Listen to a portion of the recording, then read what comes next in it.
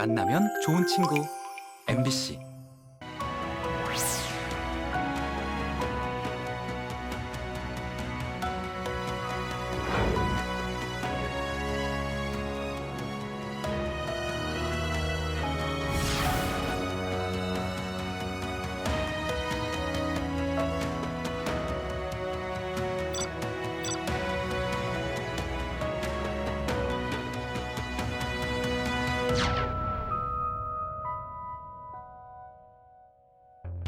죽음이란 단어는 언제나 무겁고 낯설지만 삶의 마지막 순간까지도 최선을 다해서 살아가고 싶은 마음은 누구나 마찬가지일 겁니다. 그런 의미에서 호스피스 완화 의료 제도는 누구에게나 관심이 깊을 수밖에 없는데요. 네, 오늘 TV 메디컬 약속 이 시간에는요. 인생의 마지막 순간을 보다 의미 있게 도와주는 호스피스 완화 의료에 대해서 자세히 알아보겠습니다. 네, 오늘 도움 말씀 주실 건강 주치 소개해드리겠습니다. 권역 호스피스 센터의 김하솔 센터장님이십니다. 안녕하십니까? 안녕하세요.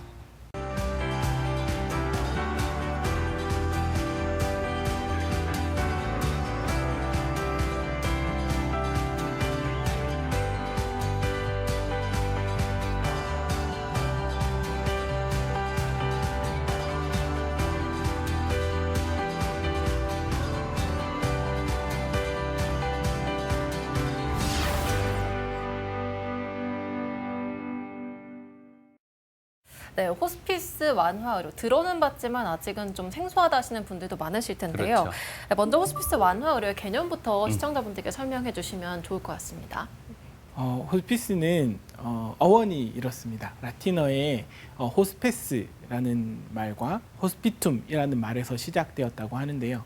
호스피스라는 말은 접대를 받는 사람 그리고 접대를 하는 사람, 손님과 접대자 모두를 뜻하는 말입니다. 호스피툼이라는 단어는 그 접대를 하는 장소를 말하는 것이고요. 그래서 아프고 힘든 손님들을 잘 맞아주고 그들을 잘 돌봐주는 피난처라는 곳에서 호스피스가 시작이 되었고요. 고대에는 그 병원이나 뭐 이런 것들이 잘 없었기 때문에 여관 또는 교회 이런 곳에서 아픈 사람들을 돌보는 것, 그쪽에서 호스피스가 처음 시작되었습니다. 근대 호스피스는 1950년대에 영국에서 시작이 되었고요.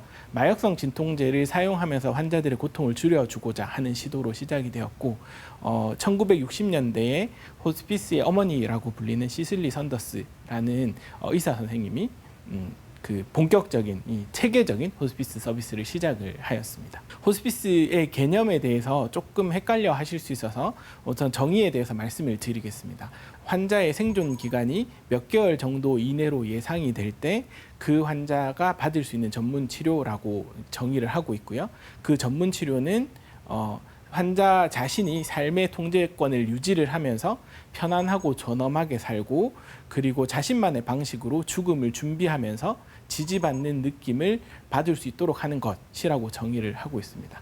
이 얘기를 봤을 때 호스피스라는 것은 몇 개월 정도 그리고 죽음 이런 얘기가 좀 들어가죠. 약간의 부정적인 의미가 그렇습니다. 있을 수 있습니다. 하지만 호스피스라고 하는 것보다 조금 더 넓은 개념을 생각해 볼 필요가 있어요. 그 개념이 완화의료라고 하는 것입니다. 완화의료는 생명을 위협하는 질병을 가진 환자와 그 환자의 가족들에게 삶의 질을 개선하도록 하는 치료이다 하는 방법은 환자가 가진 통증과 그 외의 신체적인 증상을 조절하고 그것 이외에 심리적으로, 사회적으로, 영적으로 가지고 있는 여러 가지 문제점들을 발견하고 평가하고 치료해서 그 환자가 가지고 있는 고통들을 완화하고 예방하는 치료다 라고 정의를 하고 있어요. 이 완화의료라고 하는 개념에는 죽음, 얼마가 남지 않았다 이런 개념이 전혀 없습니다. 조금 더 쉽게 그림으로 보면요. 완화의료라고 하는 개념은 생명의 위협을 주는 질병을 걸린 모든 환자들에게 그 환자가 가지고 있는 고통을 해결하려고 하는 모든 시도라고 보시면 됩니다. 그 안에 죽음이 다가오신 분들이라면 임종 돌봄을 할 수도 있고 그 안에 조금 더 이제 생애 말기에 돌봄이 필요하다고 하면 호스피스 돌봄이 들어갈 수도 있고 그리고 증상 조절을 할 수도 있습니다. 여기서 주의 깊게 보셔야 될 것은 완화 의료하고 완치 목표의 치료하고 별개로 가는 개념이 아니라는 거죠. 대부분의 환자분들이 좀 헷갈려 하시는 개념이 있습니다. 어떤 질병에 걸렸고 그 질병이 나의 생명을 위협하겠다라는 이제 생각이 들면 적극적인 치료를 하고 싶어 하시죠. 그 질병을 해결하려고 하는 적극적인 치료를 하시려고 하시다가 열심히 치료를 하다가 더 이상 나는 그 적극적인 치료를 할 수 없겠다. 그 적극적인 치료가 오히려 나에게 해가 되겠다 하는 시점에 그 치료를 중단하고 아무것도 하지 않으면서 기다리다가 죽음을 기다린다. 예, 그런데 뭐 아무것도 안 하는 건 또 좀 그러니 병원에 가서 호스피스 치료를 받겠다라는 생각을 하게 돼요. 그래서 앞에 보이시는 그림처럼 이런 식의 개념으로 생각을 하십니다. 하지만 우리의 질병 치료는 그렇지 않거든요. 생명을 위협하는 어떤 질병이 걸리게 되면 사실 걸리기 전에 열심히 예방하는 것이 필요하고 예방을 하다가 걸렸다 하더라도 걸리는 시점부터 질병 완치 목적의 치료와 완화 의료가 동반이 되어야 돼요. 다만 질병의 경과에 따라서 어떤 상황에서는 조금 더 질병의 초기에는 완치 목적 치료의 비율이 더 높고 또 질병의 말기가 될수록 완화 의료의 비율이 더 높겠지만 이 두 가지는 동반되어야 된다는 거죠. 그리고 거기에 더해서 앞서서 완화 의료의 정의가 환자와 그 가족들의 삶의 질을 개선한다고 말씀을 드렸다시피 환자가 사망하시고 난 이후에 사망 이후에 남겨진 가족들, 사별 가족들을 돌보아 주는 것까지 이 요까지가 완화 의료의 개념이라고 보시면 됩니다. 완화 의료가 하는 일들은 이런 일들이 있어요. 통증 포함한 여러 가지 증상들을 완화하고 거기 더해서 환자가 가지고 있는 삶을 열심히 지지하고 하지만 그 환자가 결국은 죽음에 이를 수 있다는 것을 충분히 잘 받아들일 수 있도록 도와드리고 대신에 죽음을 앞당기거나 또는 죽음을 일부러 미루거나 하는 시도를 하지 않으면서 환자가 가지고 있는 신체적 증상뿐만 아니라 심리적, 사회적, 영적인 부분을 지지하고 거기 더해서 환자의 가족의 삶까지 도와드릴 수 있는 이런 치료가 완화 의료다라고 생각하시면 되겠습니다. 네, 앞서서도 개념의 대전환이라고 해서 이 완화 의료에 대한 오해를 좀 해결을 해주셨지만 조금 더 구체적으로 이 완화 의료가 그러니까 치료가 불가능한 시점에 시작하는 게 아니라 어떤 중증 질병을 확정받았을 때 시작하는 거다 이렇게 봐도 괜찮겠습니까? 그렇죠. 그러니까 완화 의료라고 하는 것은 뭐 다시 한번 설명드리면 뭐 죽음이 얼만큼 남았다, 몇 개월이 남았다 이런 개념은 전혀 필요하지 않습니다. 그냥 이 환자가 이 병이 이 환자를 죽음으로 이끌 만한 중한 병이다라는 것을 진단받은 시기부터 완화 의료가 병행이 되어야 환자의 삶의 질도 훨씬 높아지고 어떤 연구에 따르면 환자의 수명 자체도 환자의 남아있는 여명 자체도 늘어난다고 하거든요. 그래서 완화 의료는 질병을 진단받은 시점부터 시작되는 것이 중요합니다. 네. 이 호스피스 완화 의료를 받을 수 있는 대상 질환의 숫자도 이렇게 제한적인가 봅니다. 뭔가 좀 더 확대됐다고는 얘기합니다만은 여전히 모든 질환에 대해서 다 열려 있는 건 아닌 것 같은데요. 이 부분에 대해서도 설명 좀 부탁드릴게요. 전통적으로 우리나라의 제도적으로 완화 의료는 암 환자들에게만 주로 제공이 되었었습니다. 예. 이제까지는. 하지만 생애 말기를 살아가시는 분이 암만 그렇지는 않잖아요. 다른 병들도 많아서 비교적 최근에 에이즈라고 불리는 후천성 면역 결핍증, 그리고 말기 간경화, 그리고 만성 호흡 부전이나 만성 폐쇄 폐질환 이런 질병들도 호스피스 완화 의료 서비스의 대상 질환으로 도입이 되어 있습니다. 하지만 뭐 그 이외에 알츠하이머, 치매, 파킨슨병, 루게릭병 그리고 뭐 당뇨나 뭐 중풍 같은 병들도 사실 생애 말기 돌봄이 필요하거든요. 이런 모든 병들도 확대를 해 나갈 필요가 있겠다라고 이제 말씀을 드리고 싶습니다. 이제껏 우리가 왜 암 환자들 위주로만 호스피스 완화 의료가 이제 제공이 되었느냐라고 하는 것은 이 그림을 보시면서 설명을 드리겠습니다. 질병 경과라는 것인데요. 암이라는 병은 대부분의 질병 경과가 이렇게 됩니다. 삶의 기능, 환자분의 신체적으로 또는 정신적인 기능이 암을 진단받으신 이후부터 비교적 마지막까지 충분히 높은 수준을 유지를 하시다가 이제 생애 말기가 되어서 임종에 가까울수록 급격하게 기능이 떨어지고 사망에 이르게 되는 질병 경과를 보입니다. 암은 이런 특성이 있어서 이런 경우에는 우리가 어느 시점에 이 환자와 죽음을 논의해야 되겠다. 어느 시점에 이 환자에게 적극적인 개입을 해야 되겠다라는 판단을 하기가 어렵지 않겠죠. 예. 그리고 이게 급격히 기능이 떨어지는 시점이 이 환자가 임종하시기 가까운 시점이다라는 이런 예측도 쉽게 가능하고요. 하지만 신부전, 폐부전, 만성폐쇄 폐질환 이런 질병들은 경과가 그렇지 않습니다. 그 대부분의 장기 부전 같은 경우에는 기능이 높지 않고 낮은 수준에서 서서히 떨어지지만 특정한 기간에 아주 심한 악화를 겪고 그리고 적절한 치료를 통해서 회복이 되고 또 악화를 겪고 회복이 되는 과정을 반복합니다. 그런데 저렇게 기능이 뚝 떨어지는 시점에 적절한 치료가 들어가지 않으면 사망에 이르기도 하죠. 그래서 급성 악화가 이루어지는 시점에 이분이 돌아가실지 다시 회복하실지에 대한 판단이 쉽지 않습니다. 네. 이런 경우에 우리는 어느 시점에 이 환자와 죽음을 얘기해야 될까요? 어렵죠. 네. 그리고 치매 또는 중풍 같은 병은 질병이 걸린 시점부터 기능이 아주 낮은 상태로 그리고 낮은 기능으로 오랫동안 유지하면서 지속적으로 쇠약해져 있습니다. 그러다가 마지막에 임종하시게 되는데 이런 질병 같은 경우에는 어느 시점에 우리가 죽음을 얘기해야 될까요? 그런 결정들이 쉽지 않아서 이제껏 암 이외의 다른 병들에 대해서는 호스피스 완화 의료가 제대로 접근을 하지 못했던 거죠.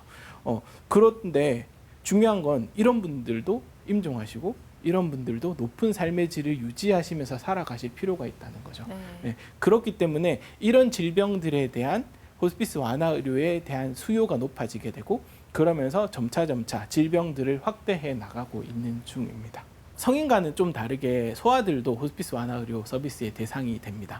소아들도 암 또는 선천성 기형 또는 뭐 콩팥 질환, 뇌염 이런 질병들도 대상이 되는데 다만 성인들과의 차이점은 이런 질병을 가진 환자들도 있지만 이런 환자를 보호하고 있는 가족분들, 그러니까 특히나 부모님들이 이제 이런 병들 때문에 가지고 있는 여러 가지 고통들이 있어서 그런 부분들까지 케어해줘야 된다 하는 차이점이 좀 있죠.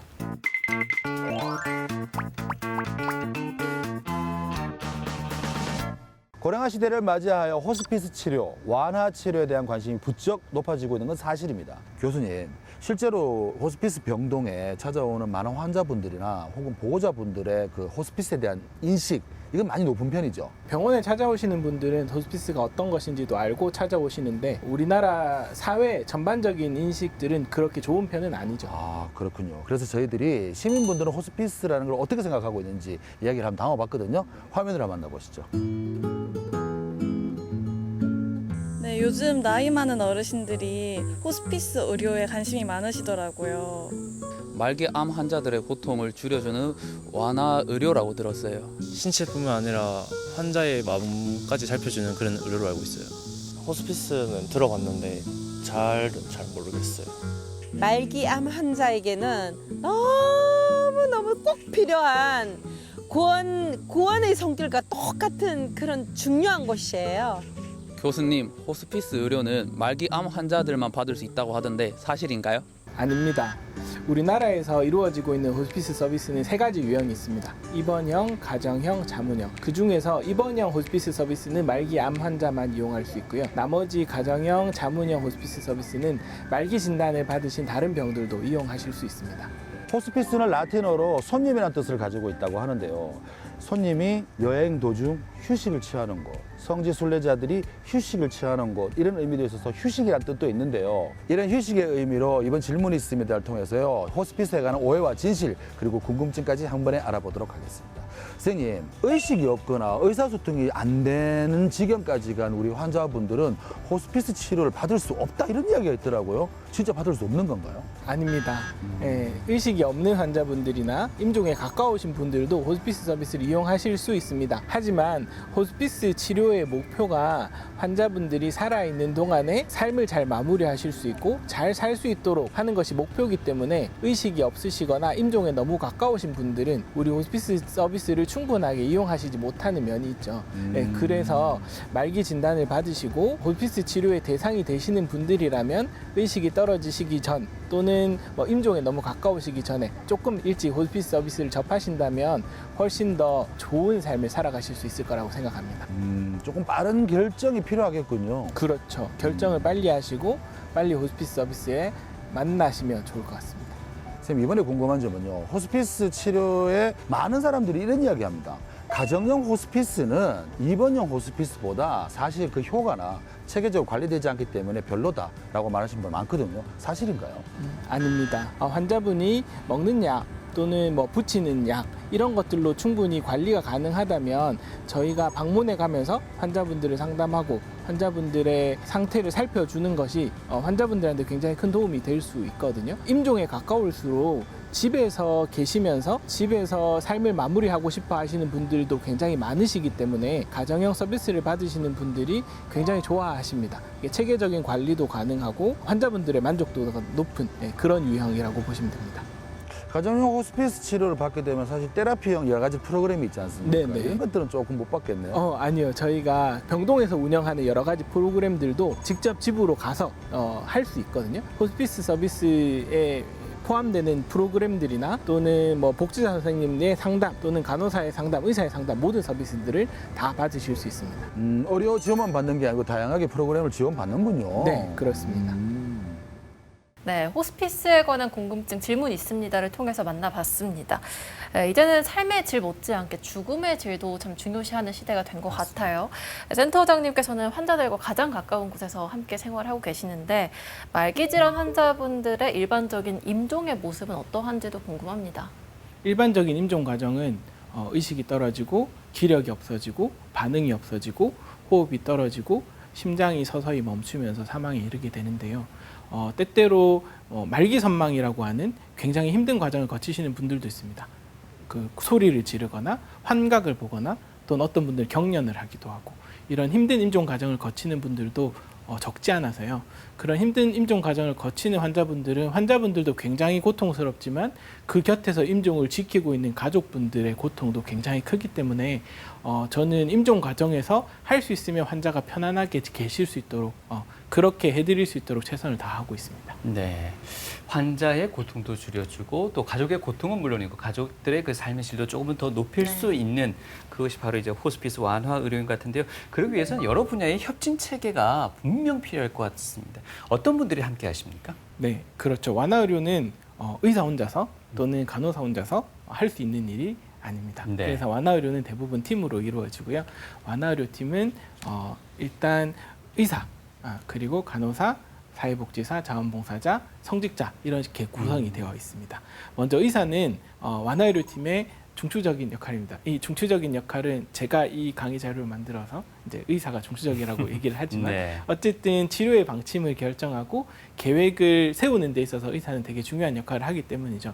환자가 가지고 있는 여러 가지 증상들을 조절하기 위해서 약을 쓰고 어떻게 치료하겠다는 결정도 하고요. 거기 더해서 뭐 연구와 교육 같은 과정들도 거치게 됩니다. 간호사는 의사인 저보다 훨씬 더 환자와 더 많이 접촉하는 이제 의료진이죠. 환자와 가장 많이 접촉하는 팀 구성원이고 환자가 가지고 있는 신체적인 증상들을 조절하는데 의사와 함께 동반자적인 관계로서 의사와 함께 조절하면서 환자가 가지고 있는 심리적인 문제, 영적인 측면들 전반적인 부분에 대해서 전인적인 간호를 제공하는 역할을 합니다. 그리고 보호자들을 교육하거나 환자를 교육하는 데도 많은 역할을 하죠. 그리고 사회복지사 선생님이 있습니다. 사실 저는 이 완화의료팀에서 가장 중요한 역할을 하고 있다라고 생각을 하는데요. 근데 환자와 가족들이 이제 겪게 되는 여러 가지 문제들 중에서 신체적인 문제들, 뭐 약을 써서 조절되는 것은 뭐 의사가 열심히 노력해서 할 수 있지만 환자의 고통은 그것만이 아니거든요.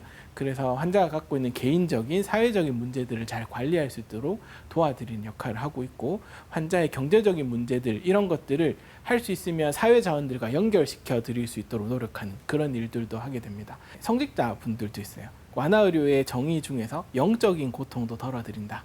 이런 얘기들을 했는데 환자가 가지고 있는 영적인 요구들을 충족시켜 드립니다. 그러니까 종교를 가지고 있는 분 같으면 그 종교의 지도자분들이 오셔서 기도도 해드리거나 아니면 뭐 미사를 드리거나 이런 일들을 할 수 있고 종교가 없으신 분들도 이제 임종기가 다가올수록 생의 말기가 될수록 여러 가지 영적인 요구들이 많이 있으시거든요. 그런 것들을 충분히 찾아가서 들어드리고 기도해드리고 하는 일들을 하게 되고 삶의 의미가 어떤 것인가 이런 질문들에 대한 대답, 상담 이런 것들을 해주실 수 있습니다. 자원봉사자분들이 있고요. 병동이나 또는 집에 찾아가서라도 이렇게 환자분들이 원하는 여러 가지 일들을 많이 해드리고 여기 보이는 사진은 발 마사지를 하는 사진인데 뭐 목욕을 시켜드리거나 이발을 해드리거나 마사지를 해드리거나 환자들이 가장 최상의 삶의 질을 누릴 수 있도록 도와드리는 여러 가지 일들을 하면서 이렇게 마사지를 해가면서 환자와 얘기하고 환자와 들은 얘기들을 우리 팀에 전해주고 하면서 환자, 의료진, 병원, 지역사회 간의 연결고리 역할을 충분하게 하고 계시는 그래서 이 팀에 꼭 필요한 구성원입니다. 네, 완화 의료팀의 정말 구성원 한 분 한 분이 모두 다 중요한 역할을 하고 계신 것 같습니다. 네. 그런 반면에 또 환자의 가족분들의 역할도 굉장히 중요할 것 같은데요. 특히나 뭐 정서적인 부분에 있어서 또 중요할 것 같습니다. 가족 구성원으로서 할 수 있는 역할 혹은 좀 주의해야 할 점이 있다면 어떤 것들이 있을까요?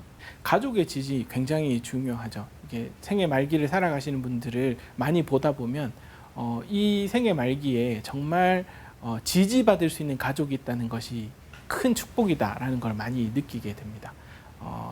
가족 간에 어떤 쌓여있던 갈등이 있다거나 혹시 뭐 해결하지 못했던 문제가 있다면 빨리 좀 털어내시고 최대한 축복하고 지지하면서 살아가실 수 있도록 그렇게 도와드리는 것이 중요하다고 생각할 수 있습니다. 다만 제가 꼭 드리고 싶은 말씀은 환자분이 병이 진행을 하면서 기력이 점점 떨어지고 드시는 양이 줄고 하게 되면 효심이 아주 깊으신 가족분들은 그게 너무 안타까운 거예요. 그래서 많이 드시도록 하고 좋은 거 계속 입으로 먹이려고 하고 좋은 영양제 계속 나와달라고 하는데 환자분의 상태에 따라서 사실 그게 득이 되지 않고 해가 될 수도 있거든요.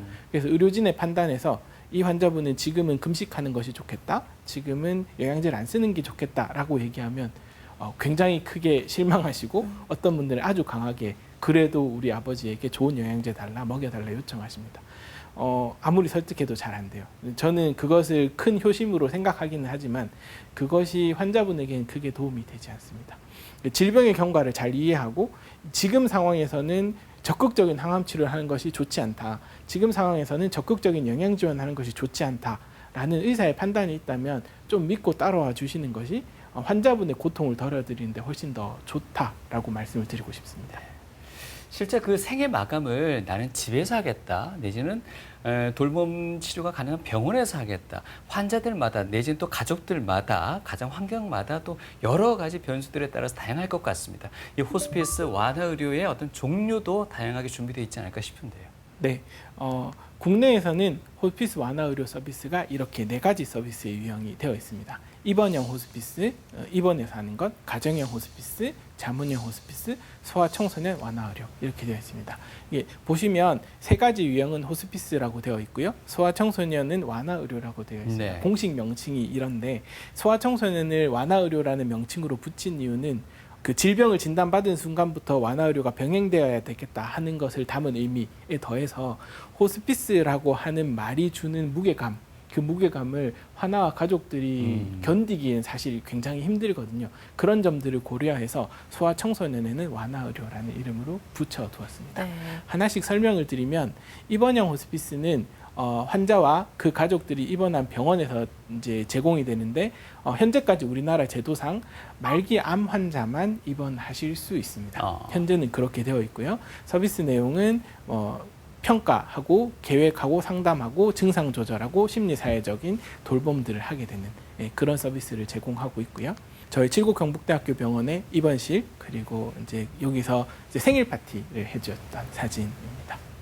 가정형 호스피스는 말기 환자 그 환자의 집으로 저희 호스피스 팀이 직접 찾아가서 서비스를 제공하는 것이고 가정형 호스피스 같은 경우에는 범위가 조금 넓어서 암뿐만 아니라 에이즈나 간경화, 만성호흡부전, 만성폐쇄폐질환 같은 병들도 대상이 될 수 있습니다. 직접 찾아가서 통증이나 증상 조절하는 것들도 해드릴 수 있고요. 식사를 잘 못하신다면 영양제 같은 것들도 드릴 수 있고요. 더해서 주간이든 야간이든 환자가 불편해하시는 증상과 궁금해하시는 증상들을 전화로 상담할 수 있는 그런 서비스를 제공하고 있습니다. 자문형 호스피스라고 있는데 이게 조금 생소하실 수 있는데 네. 자문이라는 말은 주치의에게 호스피스 팀이 자문을 주겠다라는 뜻입니다. 다시 말하면 환자가 호스피스 팀에 속해 있는 의사가 주치의사가 아니라 급성기 병을 치료하는 주치의사가 따로 있고 그 급성기 병동에 입원해 있는 중에 또는 응급실에 입원해 있는 중에 또는 외래를 방문하는 중에 저희 호스피스 팀이 환자에게도 찾아가지만 그 환자를 직접 보고 있는 주치의 선생님에게도 호스피스와 관련된 자문을 주는 그런 서비스라고 보시면 되고, 대상 질환은 역시 가정형과 마찬가지로 조금 더 넓게 되어 있습니다. 신체 증상에 대해서 직접적으로 관리하는 것은 아니고요. 호스피스 팀이 생각하기에 이런 식의 관리가 좋겠다라는 것을 주치의사에게 자문을 드리고 주치의와 협의하여서 이제 서비스를 제공하는데, 이것이 생기게 된 이유는 호스피스라는 어감이 사실 그 질병을 포기한다, 그러니까 더 이상 나를 포기한다라는 느낌으로 받아들일 수 있거든요. 그래서 이제 주치의 선생님이 호스피스 팀에게 환자를 의뢰하고 환자를 넘기게 되면 저 선생님이 나를 포기했구나라고 생각하실 수 있어서, 그러신 분들에게 주치의를 바꾸지 않고 호스피스 팀이 찾아가서 서비스를 제공하는 것이라고 보시면 되고, 이 자문형 호스피스를 통해서 입원형, 가정형 여러 가지 다른 유형들을 연계해서 이용하실 수 있습니다. 그리고 소아청소년의 경우에는 특별히 대상 질환이 정해져 있지 않고요. 이게 대상 질환이 많지만 소수이기도 하고 어떤 특정한 질병을 정하기가 쉽지 않기 때문에 대상 질환에 대한 제한은 없고, 특히나 환자와 그 가족들, 특히 부모님들을 많이 좀 돌보아 드리는 서비스라고 보시면 되고, 신체 증상뿐만 아니라 여러 가지 사회 심리적, 영적인 돌봄까지 제공을 하고 있습니다. 네, 우리나라에도 좀 다양한 호스피스 완화 의료의 서비스 종류가 있다는 걸 알아봤는데요. 네. 그렇다면 우리 지역에서 이용할 수 있는 그런 시설은 얼마나 기관? 있는지도 네, 궁금하실 것 같거든요. 우리 주변에 관련 기관이 얼마나 있는지 설명 부탁드리겠습니다. 대구 지역에 10개 전문기관이 있고 거기에 148개 병상이 있습니다. 예. 경북 지역엔 6개 전문기관이 있고 65개의 병상이 있습니다. 자체 충족률이라는 게 있는데요. 그 환자가 거주하고 있는 지역의 동일 지역의 호스피스 기관에 입원하는 비율을 따져봤을 때 대구 같은 경우에는 97% 이상 전국에서 가장 높은 수준의 충족률을 보이고 있고요. 예. 경북 같은 경우에는 37% 정도 전국에서 가장 낮은 수준의 충족률을 보이고 있습니다. 통계적으로 보면 경북 지역이 호스피스 병상이 부족하다라고 볼 수 있고, 그 이유는 아마 그 고령화가 되면서 그렇죠. 호스피스 수요는 많은데 인구수는 줄면서 호스피스 전문기관이 들어서기에는 좀 부족하기 때문이 아닐까 싶습니다. 이 충족률을 보면 대구 지역은 그래도 97% 충분히 수용하고 있네라고 생각할 수 있겠지만 실제 대기 기간은 그것이랑 조금 다릅니다. 그래서 어떤 상황에서는 바로 들어올 수 있고 어떤 상황에서는 몇 달을 기다릴 수도 있습니다. 그거는 사실 상황에 따라 좀 다르고, 그리고 환자분들이 본인이 주로 치료받고 있는 병원에 입원하시기를 원하시는 경우가 있어서 대구 지역 안에 다른 호스피스 기관에 자리가 비었다 하더라도 꼭 이 병원을 고집하시는 경우들도 있기 때문에 대기는 그때그때 상황에 따라 다르고, 그래서 입원을 꼭 원하신다고 하시면 원하시는 병원에 입원 호스피스 팀과 접촉을 하셔서 대기 상황을 알아보시고, 대기가 너무 길다 그러시면 한 병원만 고집하지 마시고 주변의 다른 전문기관들도 함께 알아두시는 게 좋을 것 같습니다.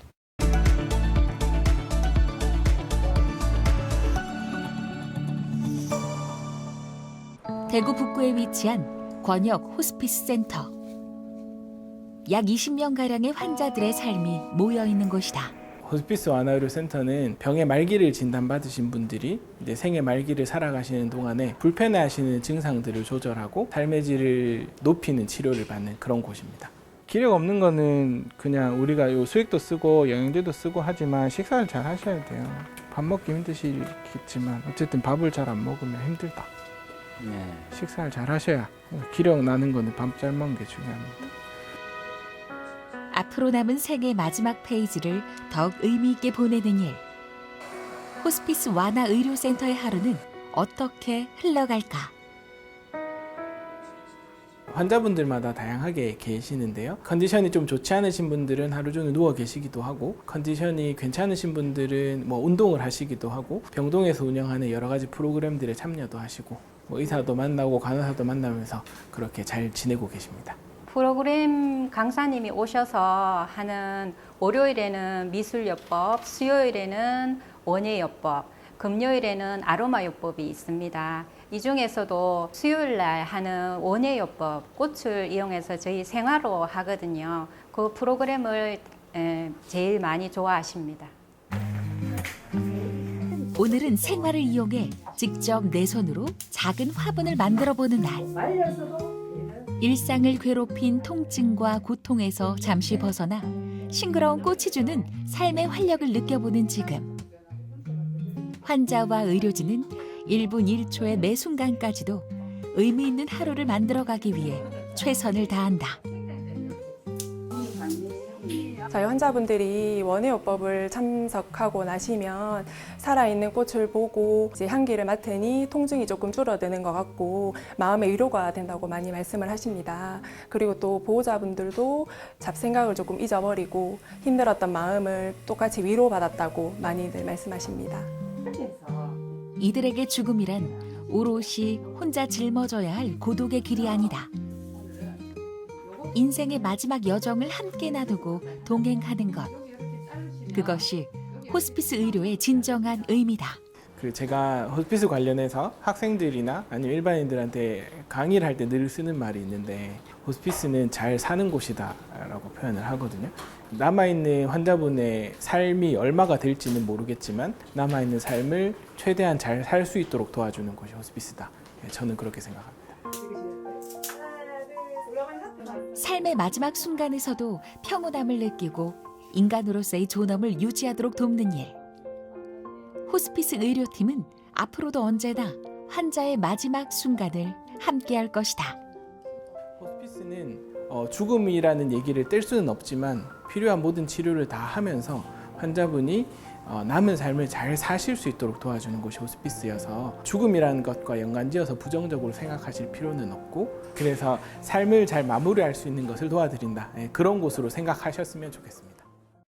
네, 호스피스 완화의료센터의 일상 화면으로 만나봤습니다. 화면을 통해서 보니까요, 이게 하루하루를 마냥 따분하게만 보내는 게 아니라 많이 웃을 수 있고 또 즐길 수 있는 좀 다양한 프로그램이 준비가 되어 있었는데요. 이 실제로 호스피스 센터를 이용하는 환자분들 혹은 그 가족분들의 만족도는 어떤 편인가요? 2023년도에 발표된 통계를 보면요. 호스피스 전문기관을 이용한 환자들의 95% 이상이 만족한다라고 대답을 하고 있습니다. 급성기 병동과는 다르게 팀으로 그리고 특히 영적인, 사회적인, 심리적인 고통들까지 이제 케어해 주려고 하는 저희 호스피스 팀의 노력이 아닌가 생각합니다. 네. 안 그래도 현재 PPT에 호스피스에 대한 인식은이라는 물음이 나와 있긴 한데요. 한 조사에 따르자면 호스피스 관련된 정보를 찾아본 적이 있느냐라는 질문에 90%가 찾아본 적이 없다고 대답하고 있다고 합니다. 과거에 비해서 시설은 많이 대중화되고 있지만 인식은 아직까지 그에 미치지 못한다. 아직은 인식은 낮다는 의미가 아닐까 싶은데 왜 그럴까요? 일단 우리나라 사람들이 호스피스에 대해서 어떻게 생각하고 있느냐에 대한 조사들이 몇 가지가 있거든요. 네. 대표적인 조사 결과들을 보여드리면 일단 의사 선생님은 이렇게 생각하세요. 호스피스라는 단어에 거부감이 있으신 것 같다. 그럴 수 있어요. 간호사는 우리나라는 호스피스의 경우 죽음 직전에 가는 곳 그리고 죽으러 가는 곳으로 잘못 인식되어 있는 것 같다. 또 어떤 간호사는 정말 죽음에 임박해서 아무것도 못하다가 호스피스 병동에 오는 경우가 많다라고 얘기를 하고 또 다른 간호사는 진작 알았으면 고생도 하지 않았을 건데 라고 얘기하시는 분도 많다라고 얘기합니다. 실제 환자는 이렇게 얘기해요. 치료가 무의미하다는 본인의 판단도 중요하다. 치료가 무의미하다라는 얘기가 조금 부정적으로 들릴 수도 있지만 내가 너무 치료에 집착하지 않았나라는 생각을 하게 되고요. 호스피스에 들어오신 분이. 어떤 보호자는 주치의가 자세히 설명해 주지 않으니까 내가 잘 모르겠다라고 얘기해요. 호스피스에 대한 인식들이 그렇게 좋지는 않다는 것을 볼 수 있습니다. 그리고 환자 정신이 온전할 때 충분히 이해해야 되는데 그래서 서둘러 와야 되는데 그러지 못했다라는 얘기를 하죠. 뭔가 문제는 있는 것 같다라는 생각은 좀 들죠. 왜 그럴까요? 저는 한 4가지 정도로 생각합니다. 일단 앞서서도 계속 제가 말씀을 드렸지만 호스피스라고 하는 것과 완화의료라고 하는 것이 개념적으로 좀 혼란스러워요. 뭐가 이건지 뭐가 이건지 완화의료가 죽음이랑 연관되나? 이런 식의 개념이 혼란스럽고 그리고 그거에 더해서 편견도 많고 오해도 많고요. 특히나 우리나라 같은 경우에는 죽음에 대한 얘기를 하는 것을 굉장히 부담스러워합니다. 거기 더해서 우리나라 호스피스 또는 의료 시스템에 한계가 있다는 거죠. 하나씩 설명을 드리면 앞서서도 보여드렸던 그림인데 호스피스와 완화의료 개념이 혼란스러워요.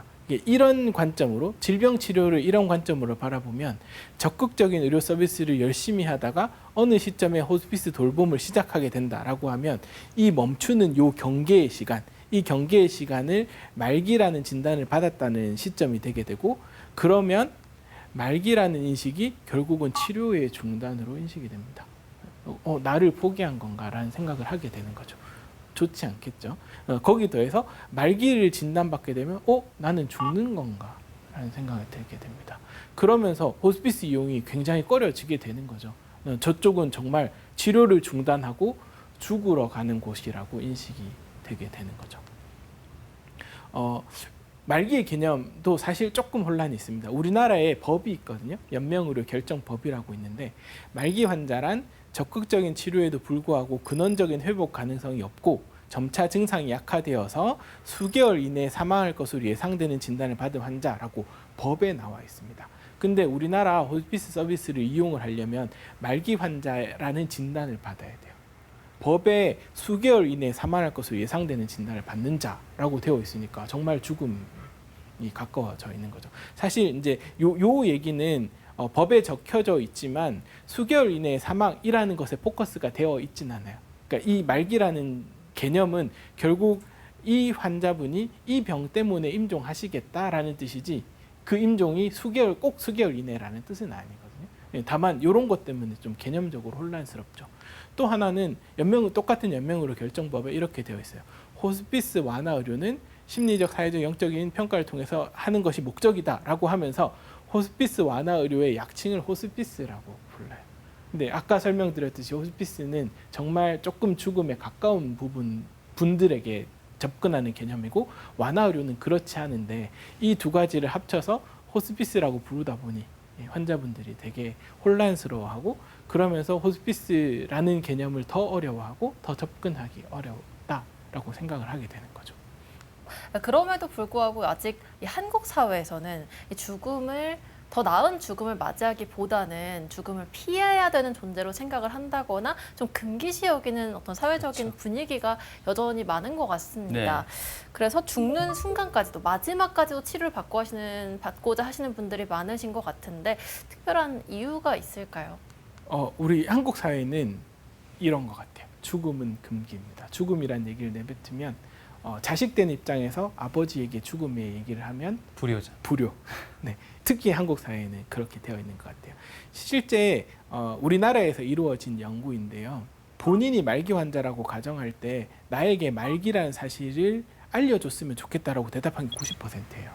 근데 제가 많이 겪는 일인데, 가족 입장에서 말기, 그래서 아버님은 이 병 때문에 돌아가시게 될 거예요 라는 사실을 알려야 된다라고 얘기하면, 그거 알리면 환자가 심리적으로 부담을 느껴요. 그거 알리면 치료에 대한 희망을 상실해요. 나는 못 알리겠어요 하면서 얘기를 안 하는 것이 되게 많아요.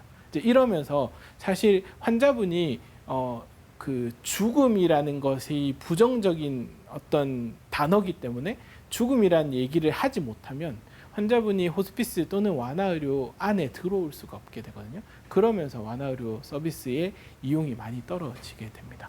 제가 이런 환자분에게 죽음을 알려야 된다. 죽음을 알린다기보단 환자분이 말기라는 것을 아시고 이 병 때문에 임종하시게 된다는 걸 알려야 된다라고 얘기를 하면 가족분들이 저는 못하겠어요 라고 이제 얘기를 할 때 저는 그렇게 얘기하거든요. 보호자분 당신이 나중에 임종 순간이 되어서 또는 질병 말기가 되어서 몸이 아프고 이상한 걸 아는데 가족들이 뭔가 시시하고 있으면 괜찮겠냐는 말을 해요. 대부분의 환자분들은 몸 상태가 이상하다는 거 알고 자기가 말기라는 것을 어렴풋이 알아요. 그런데 아무도 얘기해주지 않으면 오히려 그것 때문에 소외감을 느끼고, 그러면서 이제 내가 가족에게 짐이 되지 않겠냐 이런 걱정을 하시게 되거든요. 이런 죽음에 대한 논의들이 좀 활발하게 이루어질 수 있는 사회 분위기가 되어야 이 호스피스 완화의료 서비스도 조금 더 성장할 수 있고 환자분들도 생의 마지막을 잘 살아내실 수 있겠다라고 생각합니다. 잠시 언급해 주셨습니다만 분명 가족과 환자 본인과의 어떤 인식의 온도차는 분명히 있을 것 같습니다. 네. 이런 호스피스를 이용하고자 하는 선택에 있어서는 누구의 의지가 더 강하게 작용하고 있습니까? 사실 선택은 가족보다는 그 환자분 본인이 하도록 사실 저희들은 많이 권하고 있지만 현실적으로는 가족에 의해서 오는 경우가 좀 더 많습니다. 그러면서 이제 그런 거죠. 여기가 호스피스 병동이지만 환자분에겐 호스피스 병동이라는 얘기를 하지 말고 환자분이 말기지만 말기인 얘기는 하지 말아달라. 하지만 호스피스 서비스는 받고 싶다. 네, 그런 경우가 대다수이죠. 네. 마지막으로 후회 없이 또 의미 있게 삶을 마무리하기 위해서 언제쯤 호스피스 혹은 완화 의료를 고려하는 것이 좋을지에 대해서도 조언 부탁드리겠습니다. 그런 결정을 하는 데 있어서 중요한 순간이 있습니다. 질병을 예방을 열심히 해왔지만 어쩔 수 없이 어떤 질병을 걸리게 되는 시점, 그 걸리게 되는 시점이 중요하고요. 그리고 증상 조절과 완화 목적 치료를 동행하다가 어느 시점 이 병 때문에 임종하시게 되겠다라는 말기 판단을 내리게 되는 시점, 그리고 실제로 이제 임종이 정말 수개월 이내로 와서 생애 말기 돌봄을 해야 되겠다는 이 시점, 이 세 가지 시점을 중요하게 봐야 될 것 같아요. 그래서 호스피스를 언제쯤 고려를 해야 될까? 우리나라에 있는 제도 안에 있는 호스피스 서비스 유형에 대해서 설명을 드리면, 자문형 호스피스 팀 같은 경우에는 질병을 진단받은 시점에서 증상이 조금 조절이 잘 안 되고 힘들게 되는 시점, 그때 만나시는 게 좋을 것 같아요. 그래서 질병을 진단을 받았지만 아무런 증상도 없고 힘들지 않다, 그러면 굳이 완화의료 서비스를 받을 필요가 없지만, 이 질병 때문에 어딘가 아프다, 또는 이 질병 때문에 숨이 차다, 질병 때문에 뭐 구토가 난다, 이런 증상이 생기게 되면 그게 내가 죽음이 어떻고 저떻고 이 질병을 이 치료를 중단해야 되니 말아야 되니 이런 논의를 하기 전에 그런 거 전혀 상관없이 자문형 호스피스 팀과 만나시는 게 좋을 것 같아요. 그래서 급성기 병동에서 외래에서 자문형 호스피스 팀을 만나면서 증상 조절에 대해서는 호스피스 팀의 도움을 좀 받으시고, 적극적인 완치 목적의 치료에 대해서는 또 주치의 선생님과 상의를 하시면서 그렇게 이루어지시면 좋겠고, 요렇게 이런 치료들이 좀 이루어지다가 적극적인 치료를 중단하자라고 하는 논의가 되는 시점에 자문형 호스피스에서 다른 서비스 유형으로 연계를 이제 해 나가면 될 것 같습니다. 가정형 호스피스는 조금 더 뒤에 완치 목적 치료의 중단을 논의하는 시점에 시작하시면 좋을 것 같아요. 완치 목적 치료를 중단을 하자라는 시점이 된다 하더라도 사실 그 시점이 병상에 누워가지고 아무것도 못하는 시점은 사실 아니거든요. 충분히 활동하실 수 있고, 옆에 누군가 간병하실 분이 있다면 가정에서도 충분히 지내실 수 있고, 꼭 주사제가 아니라 먹는 약이나 붙이는 뭐 약 이런 것들로 증상 조절이 가능한 시점에는 먹는 약을 충분히 쓰시고 붙이는 약 같은 것들 쓰시면서 가끔 저희 의료진이 방문해 가지고 환자분의 상태를 봐드리는 그런 치료를 이어가시면 될 것 같고요. 이렇게 지내시다가 뭔가 조절이 잘 안 되고 꼭 입원할 필요가 있겠다 하면 이 가정형이 입원형 호스피스 서비스와 연계해서 이제 이어지면 되겠습니다. 입원형 호스피스는 조금 더 진행해서 환자의 증상이 조절이 되지 않을 때, 집에서는 도저히 감당이 안 되겠다 하는 시점에 입원하시면 되고, 다만 제도적으로 아직까지는 암 환자만 입원이 가능하다, 그렇게 이해하시면 되고요. 입원을 하셔가지고 증상 조절이 잘 되면 또 다시 집으로 퇴원하셔서 가정형 호스피스를 이어가시면 되고요. 또 그러다가 이제 사망에 가까우셔서 임종이 가까우시면 임종 관리를 하시면 됩니다. 다만 여기서 꼭 드리고 싶은 말씀은 입원형 호스피스라고 해서 정말 죽으러 가는 곳은 아니거든요. 급성기 치료를 열심히, 항암 치료를 끝까지 하다가 정말 한 며칠 내에 임종하실 만한 컨디션이 됐을 때 입원형 호스피스로 들어와가지고 임종하고 싶다, 이거는 별로 권해드리고 싶지는 않습니다. 그래서 단지 죽음을 준비하기 위해서 입원하는 것은 좋지 않다, 이렇게 말씀드리고 싶습니다. 그래서 정리를 하면 호스피스 안에서 이제 웰다잉을 하겠다라는 개념에서 조금 더 생각을 바꾸어서 호스피스 안에서 웰빙을 하겠다라는 개념으로 좀 생각을 바꾸시면 좋을 것 같아요. 좋은 죽음, 결국은 호스피스를 통해서 또는 완화의료를 통해서 좋은 죽음을 하겠다라는 것도 사실 나쁘지 않은 말이지만, 조금 더 바꾸어서 생각하면 좋은 삶을 살겠다, 마지막까지 끝까지 좋은 삶을 살겠다라는 생각으로 접근하신다면 호스피스 의료가 여러분들에게 큰 도움이 되겠다라는 생각을 하실 수 있을 겁니다.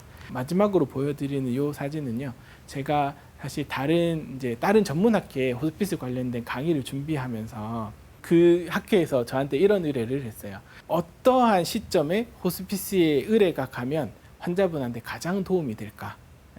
그래서 제가 그 강의를 준비하면서 그 달이라고 하는 그 그림을 그려주는 AI가 있거든요. AI에다가 이렇게 쳤어요. 암 환자가 있는데 아주 적절한 시기에 호스피스에 의뢰가 되어서 환자분과 가족들이 행복해하는 모습을 만들어줘 라고 했더니 이 사진을 보여줬어요. 처음엔 사실 좀 이제 외국인 모습을 만들어줘가지고 제가 한국 환자라고 했더니 저 뒤에 태극기가 그려져 있는데요. 이제 이게 조금 그림을 보면 조금 이상하긴 해요. 의사와 가족이 좀 손잡고 있고 이런 모습이 조금 이상하긴 한데, 하지만 제가 바라보는 좀 행복한 모습인 것 같습니다. 환자분이 힘들지 않고 웃고 있고 환자분의 가족들도 행복하게 바라보고 있고 의사도 이런 모습을 조금 잘 바라볼 수 있는 것. 우리 호스피스가 지향해야 될 모습이 이런 모습이 아닌가라고 생각합니다.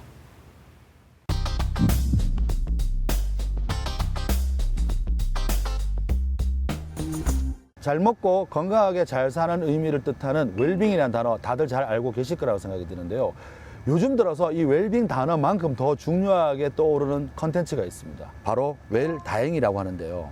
남은 여생을 차근차근 아름답게 마무리하는 걸 뜻하지 않을까 그런 생각이 듭니다. 그래서 이번 시간에는요, 호스피스에 관한 시청자 사연들을 모아봤습니다. 교수님, 호스피스 의료에 관심이 굉장히 많은 70대 여성분의 사연입니다. 이분 가족 중에요, 간암 말기를 앓고 있는 환자분이 집에 계시다고 하네요. 시간이 지날수록 제대로 식사도 못 하시고 많은 것들이 어렵다고 합니다. 그래서 영양제나 혹은 수액을 좀 맞아볼까 생각이 든다고 하네요. 근데 간암 말기 환자가 비타민C 주사나 수액 맞아도 괜찮은 건지 너무 궁금해하고 있습니다. 선생님 의견은요? 수액은 필요하다면 써야 되고 영양제도 필요하다면 써야죠. 혈관으로 놓는 수액이나 영양제 같은 경우는 입으로 먹는 영양들에 비해서는 좀 부족한 면이 있는 게 사실이고요. 그래서 환자분이 드실 수 있다면 가급적 먹도록 하는 것이 가장 좋고요. 이제 그래도 부족하다면 환자분의 부족한 부분에 맞는 적절한 수액제나 영양제를 선택하셔야 돼요. 무조건 좋은 영양제, 좋은 수액 이런 것들을 찾아갈 것이 아니라 환자분에게 꼭 필요한 수액제를 쓰시면 됩니다.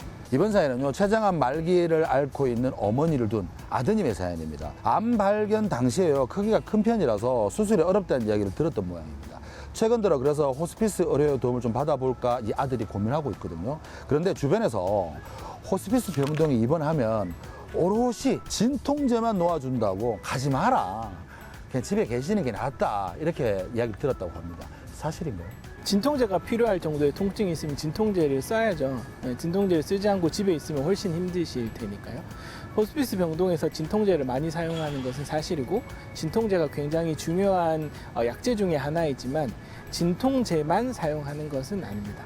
환자분의 불편함에 따라서 환자분이 힘들어하시는 부분들을 치료하는 모든 약제를 다 사용한다고 보시면 되고, 증상 조절이 되지 않는다면 집보다는 병원의 도움을 받으시는 게 좋고, 증상 조절이 가능하다라고 하면 집에 계시는 것도 괜찮고, 환자분의 의지에 따라서 맞추어서 하시면 될 것 같습니다. 아, 그렇군요. 선생님, 이번 사연은요, 혈액암을 앓고 있는 50대 남성의 사연입니다. 이 본인 이야기인데요. 그 백혈병이나 혈액암 환자의 경우에는 수혈을 받지 못하면 생존이 불가능하다, 이렇게 알고 있잖아요, 사실. 이분도 이렇게 알고 있는데 호스피스 의료를 받게 되면 수혈이 안 된다는 소리를 어디서 들었나 봐요. 네. 그래가지고 혈액암 환자는 호스피스 치료를 안 하는 게 좋다, 그래서 지금 안 하고 있다고 하거든요. 안 하는 자기 판단이 맞는 건지 아니면 호스피스 치료를 받는 게 맞는 건지 정말 궁금해하고 있습니다. 이분에게 좀 희망을 주십시오. 네, 그 혈액암은 수혈이 필요하죠. 그러한 필요한 치료를 제한하지 않습니다. 그래서 혈액암 환자에게 수혈은 필요한 대로 할 수 있습니다. 다만 혈액암이 아닌 고형암 같은 경우에 이 수혈이 의미가 없는 무의미한 연명 치료가 될 수 있거든요. 그래서 이것이 의미가 있는지 없는지에 대한 판단이 된 이후에 이것이 무의미한 연명 치료라고 하면 수혈을 중단하는 것이죠. 환자분의 상태에 맞추어서 필요한 치료를 하는 겁니다. 결론적으로 혈액암인 경우에 수혈은 호스피스 병동에서도 얼마든지 가능하고, 다만 혈액암인 경우에도 임종기가 다가오셔서 수혈이라는 것이 무의미한 연명 치료가 되겠다라는 판단이 들게 되면 물론 의사에 의해서 수혈을 더 이상 하지 않겠죠. 그래서 환자분의 필요한 치료인가, 환자분에게 필요하지 않은 치료인가에 따라서 달라지게 됩니다. 그렇군요. 이만큼 호스피스에 대한 오해가 많습니다. 맞죠? 그렇죠. 네, TV 메디컬에서 오늘 이 시간에는 호스피스 완화 의료에 대해서 자세히 알아봤습니다. 네, 끝으로 센터장님께 시청자분들께 당부의 한 말씀 부탁드리겠습니다. 우리는 계속 살아가고 있습니다. 계속 살아가다 보면 그 끝이 있을 거고 그 끝이 죽음이겠죠. 다시 말하면 삶과 죽음은 전혀 다르지 않습니다. 호스피스 완화 의료의 목표는 사람이 삶을 살아가면서 잘 살 수 있도록 그리고 그 잘 삶을 통해서 삶을 잘 마무리할 수 있도록 도와드리는 것이 우리 호스피스 완화 의료의 목표인데요. 죽음이라는 단어를 의도적으로 피할 필요는 없지만 죽음을 생각하면서 죽어가는 것보단 삶을 생각하면서 잘 살아가는 것이 훨씬 더 아름답다고 저는 생각하거든요. 그래서 삶의 마지막을 잘 살아가시고 있는 여러 환자분들 그리고 그 가족분들 곁에 우리 호스피스 완화 의료팀이 항상 함께 있다는 걸 꼭 기억하셨으면 좋겠습니다. 네. 아직까지는 조심스럽긴 합니다만은 우리 삶의 마지막을 준비 없이 허둥대기보다는 건강하고 이성적 판단이 허락하는 시기에 내 삶의 마지막을 어떻게 마무리해 볼까라고 한번 생각해 보는 시간이 꼭 필요할 것 같네요. 네, 맞습니다. 조금 무거운 주제였지만 그만큼 의미 꼭 필요한 이야기였던 것 같습니다. 권역 호스피스 센터의 김하솔 센터장님 오늘 말씀 고맙습니다. 고맙습니다. 고맙습니다.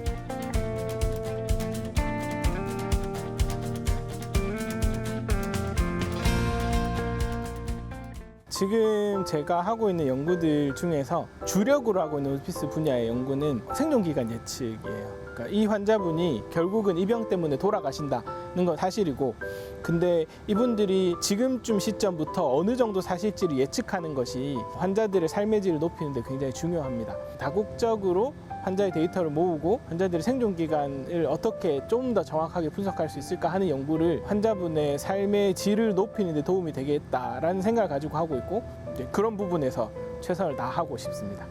웰빙이 유행이고, 그리고 그거에 맞춰서 이제 웰다잉이라는 개념이 있고, 하지만 저는 웰빙과 웰다잉이 다르지 않은 개념이라고 생각하거든요. 삶이 끝나는 순간이 죽음이기 때문에 죽음은 삶인 거고, 삶의 마지막이 죽음인 거고, 잘 사는 것이 잘 죽는 것이다. 그래서 호스피스 서비스는 결국은 웰다잉을 얘기하지만 웰빙을 하도록 만들어주는 곳이에요. 호스피스 서비스는 너무 좋은 곳이야, 거기 간 건 축복받은 곳이야, 이렇게 얘기하시는 분도 있어요. 저는 그거는 굉장히 잘못됐다고 생각해요. 이분은 자신의 죽음을 앞두고 있기 때문에 축복받은 곳이라고 얘기하면 그거는 굉장히 잘못됐죠. 하지만 이제는 그 죽음을 받아들이고 잘 살자 하는 마음을 가지신다면 호스피스 서비스를 받으시는 게 훨씬 더 편안하고 좋은 삶을 사실 수 있는 그런 방법이라고 생각합니다.